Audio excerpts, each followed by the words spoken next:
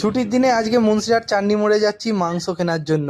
আজকে ছুটির দিন, একটু মাংস খেতে হবে। আর কালকেও মাংস খেয়েছিলাম, তাই ভাবলাম আজকে একটু পকোড়া করবো। আর এই সম্পি কাকার দোকানে চলে এসেছি, এখানে মাংস নিচ্ছি। আর এখন ডিমের দাম কিন্তু খুব হাই, ফিস্টের টাইম, তাই ডিমের দামটা খুব হাই আছে। তারপর এখান থেকে মাংস কিনে চলে গেলাম সেই মুদিখানার দোকানে। এখান থেকে বিভিন্ন মাংসের মশলা আর পেঁয়াজ, আদা, রসুন কিনে নিলাম। কিনে নিয়ে ভাবছি বাড়ি যাবো, একটা ডাবও কিনে নিলাম সাথে।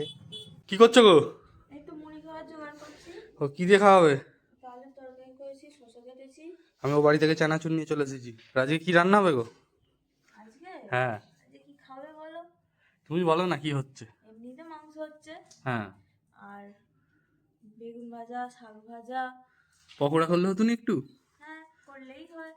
একটা কথা বলবো, বলো।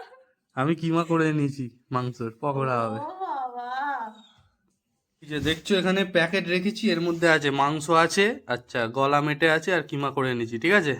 তুমি গলা মেটেটা একটু ছোট করে কেটে দিও। ঠিক আছে। আর পেঁয়াজ পেঁয়াজ কেটেছো? না, এখনো কাটা হয়নি, কাটবো। ঠিক আছে।